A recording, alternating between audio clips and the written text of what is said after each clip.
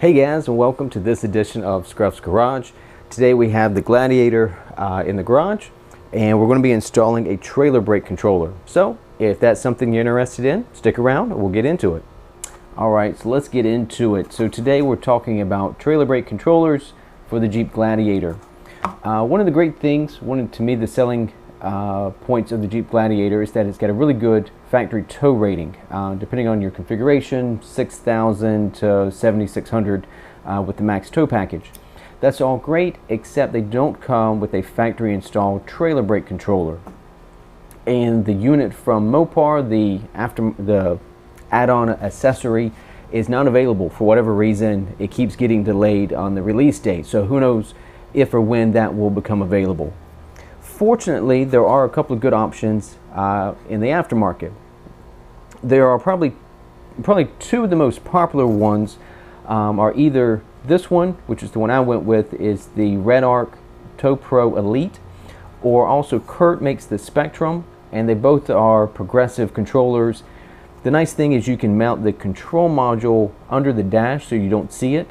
So if you remember old trailer brake controllers, they typically mounted maybe on like the kick panel in front of your knees in the driver's seat, and were always in the way. These are different. These mount maybe up under the dash somewhere, and it's a rigid mounting location. It has a sensor inside of it, like an accelerometer, and it knows how hard you are braking and can adjust the gain output to the trailer accordingly. So if you're light on the brakes, just coming up to a stop sign, it doesn't slam on the brakes in the trailer.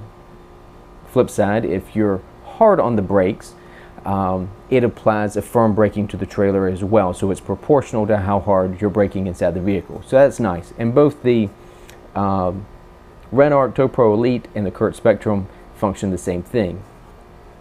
To me, the difference in deciding which one you want has to do with where and how you plan to mount the adjusting knob, where you want to adjust your gain, and it needs to be somewhere you can get to it, because you can also press the button for a user override. If in an emergency the trailer started swaying, you can engage just the trailer brakes without engaging the vehicle brakes, which helps slow down the trailer, stop it from fishtailing if you get into a situation like that. The Tow Pro Elite has a really small adjusting knob, and this is the only thing you'd see mounted on the dash. Compared to the Kurt Spectrum, it has a larger adjusting knob.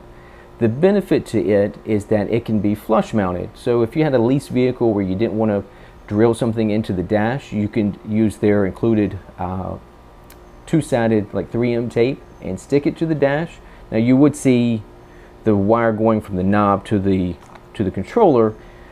It might be running down a corner of your dash, but it's a mounting option if you don't want to drill any holes. The flip side, compared to the Tow Pro Elite, so you have a really small knob. However, there's a module behind the knob, so you need maybe 3.5 inches behind the dash wherever you put this. So it's more than just finding a flat spot on the dash where you can put a knob. You got to make sure you can get behind the dash and that there's probably 3.5 inches or more, because you've got a little electrical module, and then you've also got to be able to plug in the connector, because this will connect from this to this. Gave you a sneak peek, but I'll go into more detail here in a minute. I fabricated a mounting panel. In my opinion, there's not any really good spots, really clean factory looking installation spots for mounting the knob. I've seen some people, they replace the like cigarette lighter, that auxiliary output outlet, and it appears where the factory one is going to install as well. But if you don't want to give up that power outlet, you've got to find somewhere else to mount this, and there just aren't, in my opinion, some really good spots. So I've got an idea. I've fabricated a mounting panel, and we'll see how that works out. I haven't installed it yet. I fabricated this before while I was waiting for some of this stuff to come in, but I think it's going to work, but we'll find out together. The other component that you're going to need is a wiring harness to connect the trailer brake controller to the vehicle. Fortunately, the Gladiators come factory installed with the vehicle side connector, so you don't have to run wiring to the battery and then to the 7-pin connector in the back. That's already done for you, but you do need something with a factory connector to go from your trailer brake controller. So if you talk to Redarc, they recommend, they make a connector. It's not listed for the Gladiator, it's listed for the Jeep Cherokee, but it's part number TPH001, and so that's what I ordered. However, after a week of my order not shipping, I called and found out it was actually back ordered, and it was going to be several more weeks before they got it in stock. So as an alternative, I ordered harness TPH020, and it's actually for the Ram 1500, all the Ram trucks. The difference being, so there are 4 wires coming into the vehicle side of the connector. We will need to swap the black and the blue wires. They'll need to be reversed in the connector. Really easy to do, but so that your signals are correct going to the vehicle into the controller, we'll need to swap those 2 wires if you choose to use TPH020. So as we get into the installation, I'll show you how to do that. I'll show you where I'm going to mount the trailer brake controller under the dash, and then I'll get into the details of my mounting panel, and I'll show you how I fabricated this and what's required to take the dash apart to get it installed. So let's dive into it. Okay, I'll show you how to take this connector apart. So remember, our goal is to swap the blue and the black wires, their position. On each side of the connector, you'll see these white little locking pins, and if you look closely, you see there's a little catch right there, and it'll be the same thing on the other side. So if you take your fingernail and kind of pull out so that it passes that little catch, and we'll do the same thing on the other side, and then kind of push forward. There we go. You'll see this connector in there starts to pop out. So grab you a pick or a hook or something.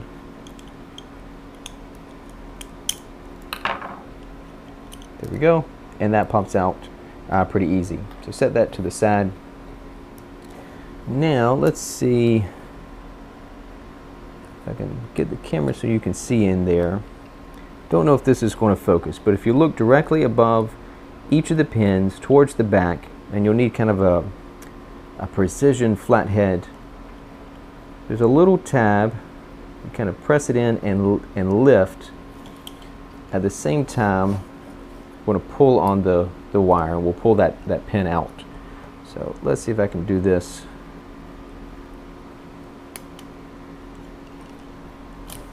There we go. And we'll do the same thing.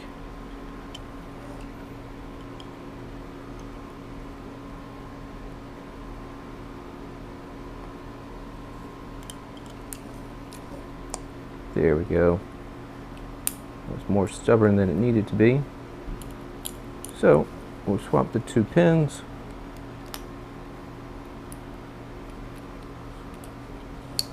And you'll hear it click when it gets into position. And there we go. So now we just take our locking tab, we'll place that back in.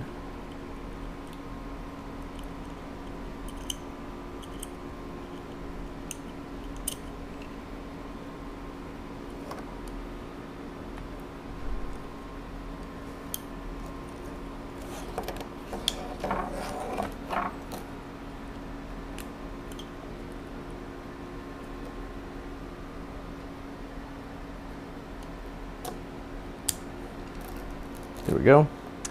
And it's locked in when the white tabs are all the way out, and you'll see it engage that little catch and make sure it's set on both sides. and now our wiring harness is ready to connect. Okay, let's talk for a second about where we plan to mount the adjusting knob. So there's a lot of places you can put it, it's up to you, but what I've decided to try to do is mount it here in the center of the dash. So I've got the Overland model. This cubby is where the locker switches would be on a Rubicon model. Conversely, if you had a Rubicon, but say you didn't have the auxiliary switches, you'd have a cubby over here, and you could probably do the same thing over there. So my goal, now this is still kind of assembled. So if we pop out the little rubber tray, my goal is that this mounts in here like so, right? So that's what we're going for. Of course, this isn't just a square pocket. You see there's a rounded corner. But this is where my goal is to mount this and to hold it in place. So you see I've got these two little L brackets. I don't know if you can see it on camera or not, but to hold this in, there's these two little nibs on the little rubber mat. There are holes in this plastic cubby. So obviously this center section is going to have to come out, but the goal is to use these L brackets and a couple of screws to hold it into the cubby, and then we'll cut out the back of the cubby for the wiring to come through. So we'll take a few minutes. I'll show you how I fabricated this. It's pretty basic, but I'll just show you the steps that I used. That way, if this works out and you decide you want to try to do something similar, you know how I did it. Okay, and I apologize. I don't know if you can hear, there are air conditioning units running outside. It's a solid, I don't know, 90, 95 degrees today, and it is smoking hot here in the garage, but there are air conditioning units running outside. So I apologize, we just have to work through the noise. But so this is the panel that we wanted to make. So I bought a small sheet of aluminum from Lowe's, and this little sheet, I don't know, it's maybe $10, something like that. It was pretty cheap. So I started, I just used actually a cereal box. I cut out a piece of cardboard, and I took some rough dimensions of that cubby opening, and so I cut this to a rough shape that I thought was right, and then I just kept trimming until I got this to be the size that I wanted my aluminum sheet cut to. So it's kind of a template. So once I had this, I could just lay it out on the sheet of aluminum, and then if you get yourself a Scribe, or I even used like a box cutter, just a razor blade, but you want a very precise tracing onto your aluminum so that you can cut it out. And then literally I just cut it out with a basic, pair of sheet metal shears. These obviously aren't precision work, but I did the whole thing with these. So I cut it out, get it to this shape, and then just take a few minutes going back and forth. This is a test panel over to the vehicle and getting this kind of curved like I wanted it, and just kept trimming until I got the profile that I wanted. You'll need to lay out, so before we talk about the L brackets, they give you in the Redarc instructions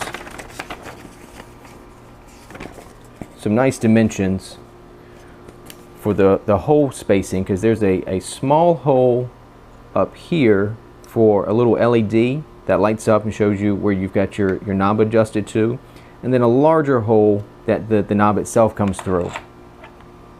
So they are spaced 7.5 millimeters apart. Let me grab my notepad. So this top hole is 3.5 millimeters.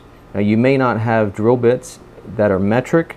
A 9/64 drill bit will work for that. And then this is a 10mm hole, which is a 25/64. That worked out for those. So layout, right, and then of course the center point of the two holes are 7.5mm apart. So lay it out where you want it, and then I suggest using a spring-loaded punch to mark the center of the holes. And then I actually used the drill press to drill my holes, but you could do it with a hand drill as well. Just be steady with it. And you may want to, for the 10mm hole, you may want to drill a pilot hole first, so it stays directly centered. So once you have those holes and your profile cut out, then as we talked about, we needed these L brackets to mount it. When you cut this out, you end up with this little leftover scrap piece. So literally all I did was cut it in half, so I had two, and then I put it on the edge of my workbench and bent it at a 90-degree angle. And then I measured how far back from the front lip of the cubby hole to where those holes are, and then I measured that distance right from that bend to where I wanted the hole for my screw to come through. And again, mark it, center punch it, and drill it. And then to attach them, because I didn't want anything that was going to show through, so I just used some JB weld on the back side to hold the little L brackets to the mounting plate. And then since there are tight clearances inside that cubby, wasn't sure if I'd be able to get in there with a small nut and a wrench to hold the nut.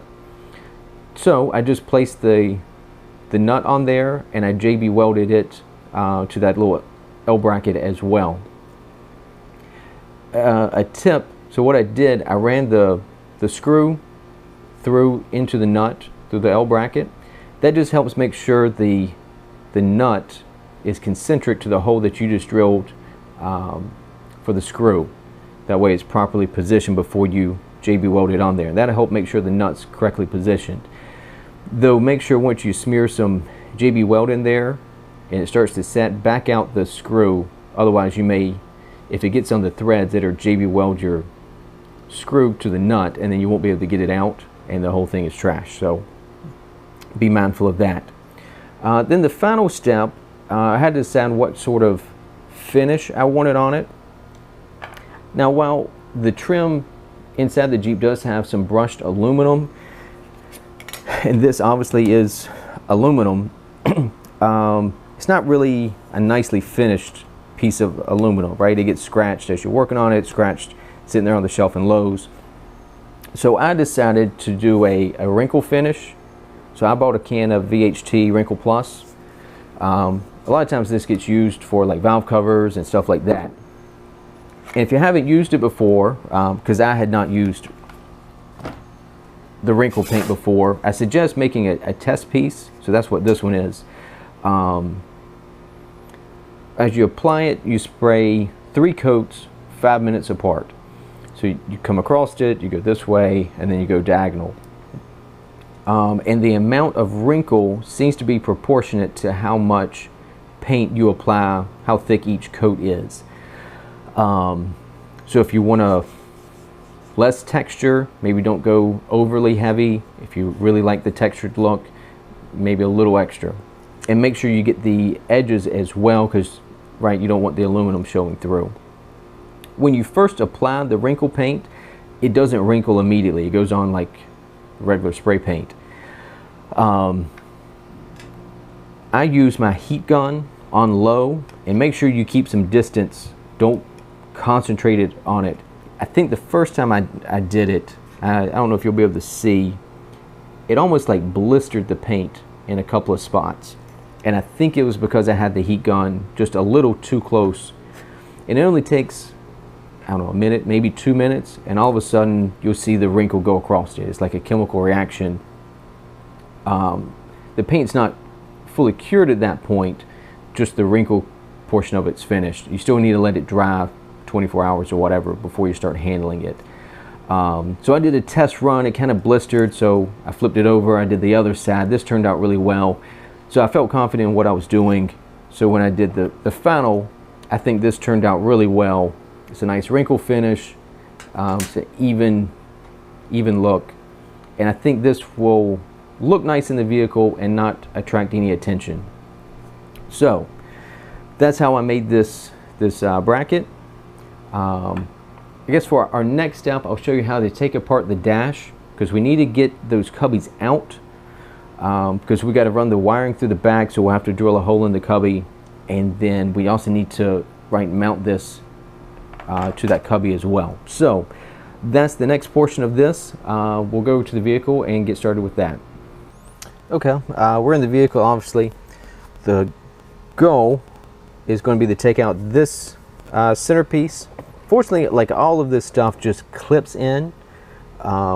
If you saw the video where I installed the phone holder, which this has been working out excellent, by the way, I use it every time I drive, you saw me remove this piece as well, because that has to be done to it. Install this. Once we get that out, we're going to move down to this lower section. There's one screw that we'll have to take out, and then this section unclips as well. A little easier said than done, but that's where we're headed. So bear with me, and we'll start. You're going to need, I just brought over an assortment of trim tools. We'll see what works. Be careful, you don't want to mar any of your factory dash.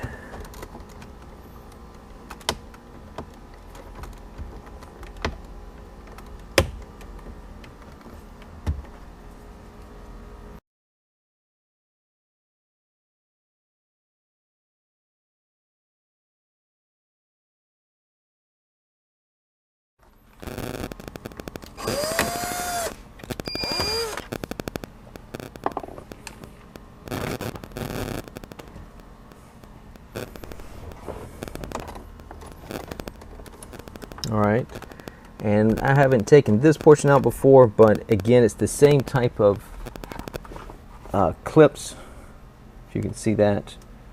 It's kind of a friction clip kind of thing. So we'll be gentle, and we'll try to work our way out.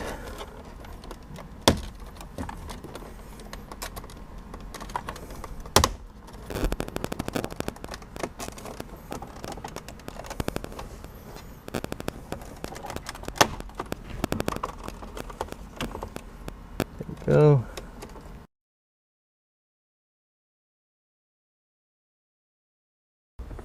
So for me, at least, make sure you keep up these two electrical, looks like maybe HDMI or some sort of USB.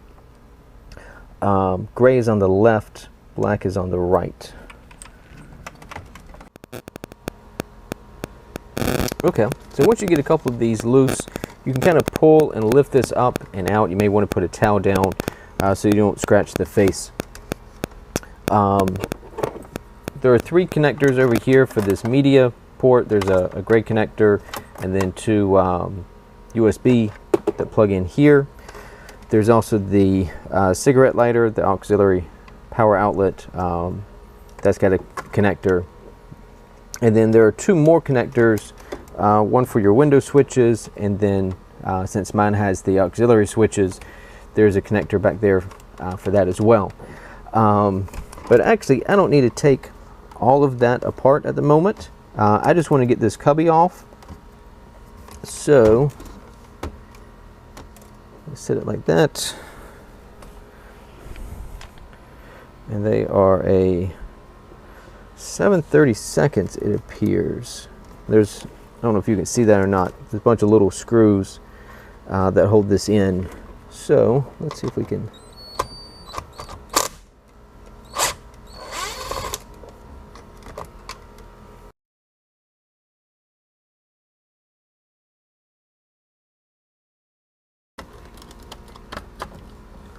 There we go. And now the little cubby pops out. So let's take this over to the workbench and we'll keep going with the install. Okay, so we've got the cubby out. So if you look, there's actually a sticker on it. So if you ever need to order a replacement cubby, because we're going to have to cut the back of this for the wiring to come through. So if for some reason you ever uninstalled it and decided you wanted to replace this cubby, there's a part number on there, 23692337 TX7, or Chrysler number 6 Charlie Bravo 87 Tony X-Ray 7 Alpha Alpha. That may actually be the Mopar number. So the way this will work, this will sit down in there, and unbelievably, I don't know if you're going to be able to see that or not, but my screw holes line up absolutely perfect. It's almost too good to be true. So I'll get this lined up, and we're going to drill a hole back here for the wiring to come through. So that'll be next. And I'll just mention, so obviously I fabricated this before I had my trailer brake controller came in, but if you went ahead and pulled this out, if you knew for sure this is what you're going to do, you could pull this out, put it face down, and trace around it on your piece of sheet metal, and that would be a very easy way to transfer the profile here to your sheet metal. So that would save you quite a bit of time. So just a tip. Okay, so we want our hole to be large enough that this plug can plug in. So it needs to come straight through.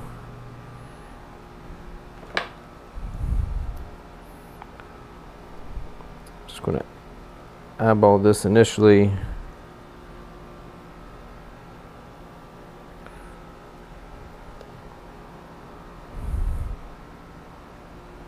Something like that.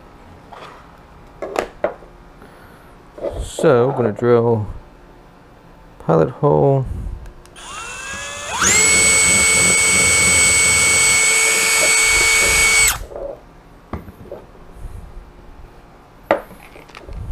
And then I've got a step bit.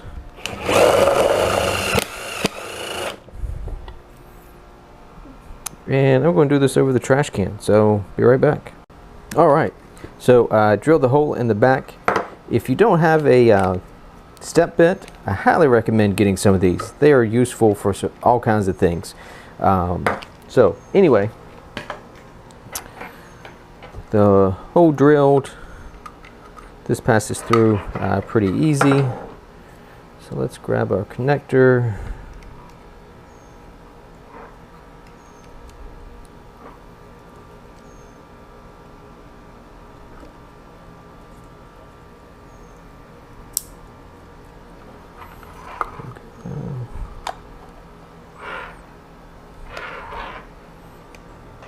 There we go. So you do see you run out of room in the back of this. Alternatively, I guess you could cut the whole back half of the cubby off, but this will do what we need to do.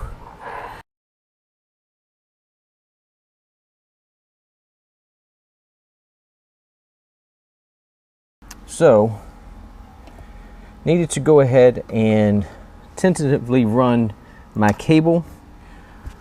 If you can see where I'm at. Right behind here on the lower right, because this is going to be towards the bottom of this dash section. If you stick your hand in here, it kind of cups in, and you can fish it down and come out right over here. I don't know if you can see my hand. It takes a little finagling, but you can see my other end of the cord, because I'm going to mount my controller, the box, up under the dash over here. So I don't have that mounted yet, but I've at least got the cable run. So we can continue with this. Okay, so I got the panel mounted. I was able to use the panel I had made, but I did have to trim it a little bit. A key point is that, I'm sweating all over the place. A key point is that it needs to be able to attach to the cubby and then pass through the dash. I don't know if I can spin this around, but the screws down here, you can get to this one, but this one over here is blocked by this pin. Yeah, I don't know, you probably can't see that. So you need to be able to attach it to the cubby and then put the cubby in place. So it just took a little trimming, and had I not made this a week in advance, it probably would have gone a little bit easier, but just kind of is what it is. So I was able to trim it without messing up the wrinkle finish on the aluminum too bad. So I think it'd be good enough for what it is. So at this point we just need to route it back into place if we can.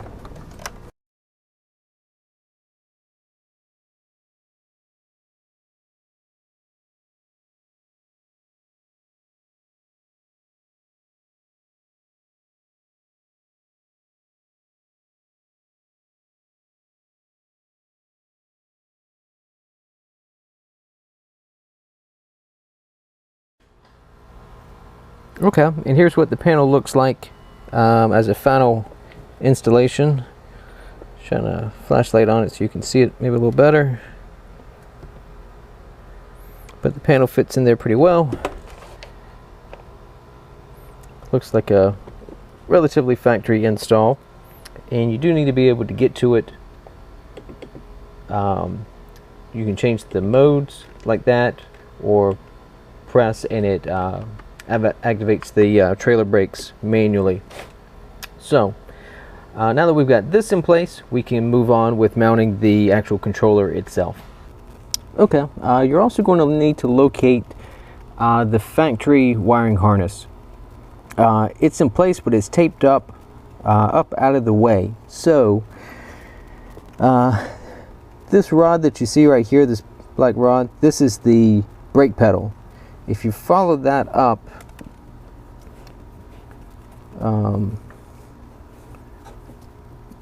and then kind of come back towards the dash just a bit.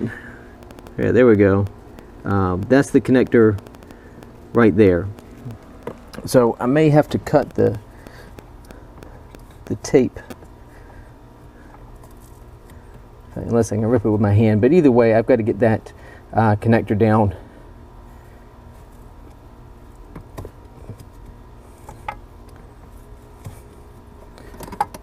There we go. Okay, and we can move on with mounting our control module. We just got to make sure our wire can get to it. Okay, and then as a final step, you need to mount your control module. I looked at several different places to mount this. It can be mounted in any orientation, whether it's horizontal or vertical or at an angle, doesn't matter.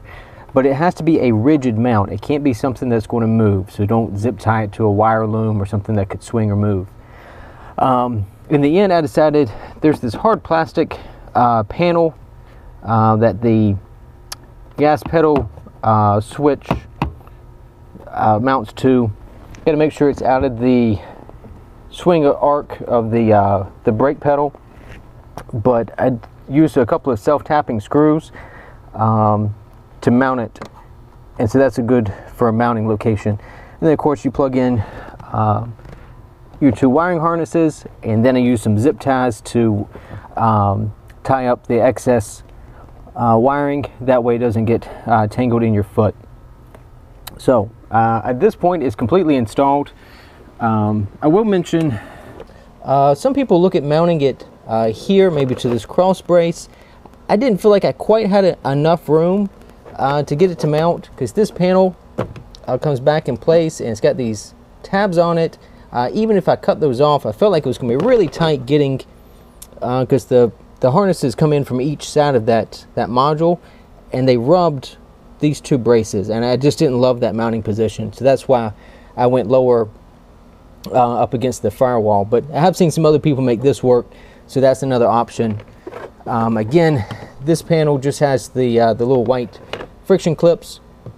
I guess there's probably 6 of them, and it just snaps into place, so you can just gently pull it down if you want to get into this area. And you may want to take it down. It does make it easier running some of the wiring, even if you don't mount it in this location. Okay, so just one final look at how I mounted the control knob and that panel for the Tow Pro Elite from Redarc. It's a progressive trailer brake controller. So if you're looking for a solution, and especially a place to mount it, give this a try. If you have any questions, of course, hit me up in the comments down below. And of course, if you found this helpful and useful, click like and subscribe. I certainly appreciate it, and it helps the channel. So I look forward to seeing you next time here on Scribe's Garage.